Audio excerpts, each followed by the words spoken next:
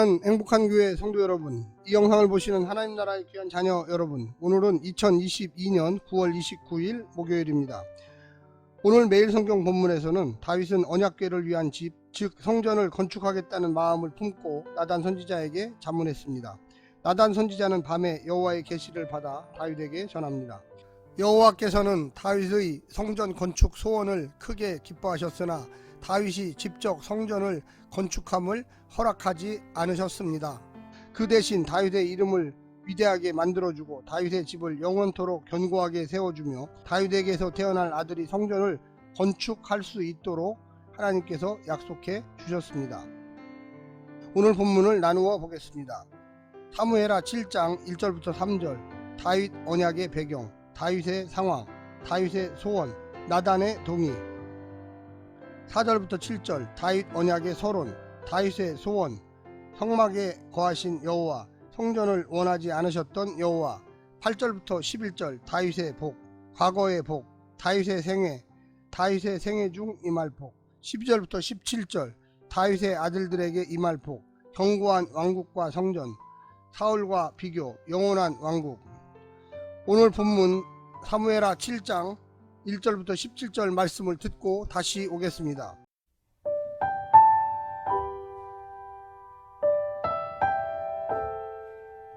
사무엘하 7장.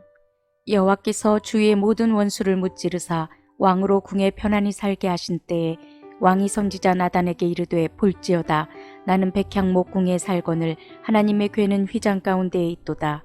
나단이 왕께 아뢰되, 여호와께서 왕과 함께 계시니 마음에 있는 모든 것을 행하소서 하니라. 그 밤에 여호와의 말씀이 나단에게 임하여 이르시되, 가서 내 종 다윗에게 말하기를, 여호와께서 이와 같이 말씀하시되, 내가 나를 위하여 내가 살 집을 건축하겠느냐?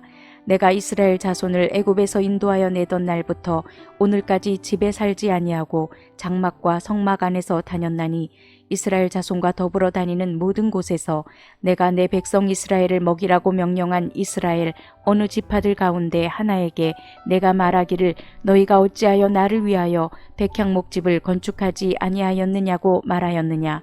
그러므로 이제 내 종 다윗에게 이와 같이 말하라. 만군의 여호와께서 이와 같이 말씀하시기를, 내가 너를 목장 곧 양을 따르는 데에서 데려다가 내 백성 이스라엘의 주권자로 삼고 내가 가는 모든 곳에서 내가 너와 함께 있어 내 모든 원수를 내 앞에서 멸하였은즉 땅에서 위대한 자들의 이름같이 내 이름을 위대하게 만들어 주리라. 내가 또 내 백성 이스라엘을 위하여 한 곳을 정하여 그를 심고 그를 거주하게 하고 다시 옮기지 못하게 하며 악한 종류로 전과 같이 그들을 해하지 못하게 하여 전에 내가 사사에게 명령하여 내 백성 이스라엘을 다스리던 때와 같이 아니하게 하고 너를 모든 원수에게서 벗어나 편히 쉬게 하리라. 여호와가 또 내게 이르노니, 여호와가 너를 위하여 집을 짓고 내 수완이 차서 내 조상들과 함께 누울 때에 내가 네 몸에서 날 네 씨를 네 뒤에 세워 그의 나라를 견고하게 하리라. 그는 내 이름을 위하여 집을 건축할 것이요 나는 그의 나라 왕위를 영원히 견고하게 하리라. 나는 그에게 아버지가 되고 그는 내게 아들이 되리니, 그가 만일 죄를 범하면 내가 사람의 매와 인생의 채찍으로 징계하려니와 내가 네 앞에서 물러나게 한 사울에게서 내 은총을 빼앗은 것처럼 그에게서 빼앗지는 아니하리라. 네 집과 네 나라가 내 앞에서 영원히 보존되고 네 왕위가 영원히 견고하리라 하셨다 하라. 나단이 이 모든 말씀과 이 모든 계시대로 다윗에게 말하니라. 다윗 언약은 아브라함 언약이나 모세 언약과 연결되어 있습니다. 아브라함 언약은 아브라함의 후손이 하나님의 백성이 되며 가나안 땅을 기업으로 받게 될 것을 약속하신 것입니다. 모세 언약은 하나님의 백성이 하나님의 보배로운 소유, 제사장 나라, 그리고 거룩한 백성이 되도록 계명에 대한 순종을 명령하는 것이었습니다. 다윗 언약은 아브라함 언약과 모세 언약의 완전한 성취를 가져올 성전과 메시아 왕국에 대한 약속이었습니다. 오늘 본문을 네 부분으로 나누어 자세히 설명드리겠습니다. 첫 번째, 다윗이 성전 건축을 계획하다. 하나님의 승리로 다윗의 통일 왕국이 안정되자 다윗은 하나님의 궤를 둘 성전을 세울 의사를 밝힙니다. 자신은 백향목 궁에 있는데 여호와의 궤는 여전히 휘장 가운데 있는 것이 안타까웠기 때문입니다. 당연히 좋은 의도였습니다. 나단 선지자도 당연히 하나님께서 좋아하실 것이라고 확신합니다. 그런데 정말 그럴까? 그것이 의도의 전부일까? 하나님도 성전 건축을 허락하실까? 두 번째는 하나님이 집을 짓도록 요구하신 적이 없다. 하나님께서는 다윗의 성전 건축을 허락하시지 않으십니다.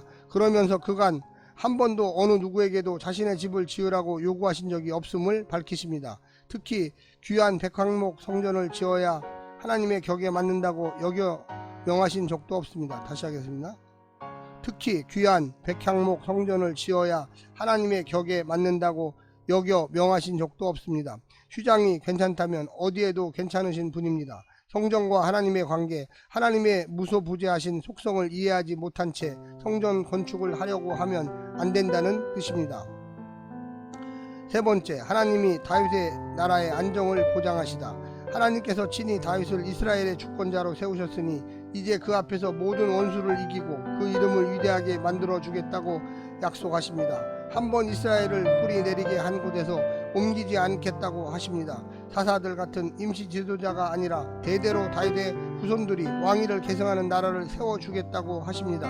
왜 이런 약속을 하셨을까? 성전 건축을 통해 다윗이 의도한 바가 하나가 아님을 드러내신 것입니다. 성전 건축을 통해 예루살렘 중심의 중앙집권 체제를 강화하려던 다윗의 의도를 간파하신 것입니다. 성전 안 지어도 그런 나라 만들어 줄 테니 걱정 말라는 뜻입니다.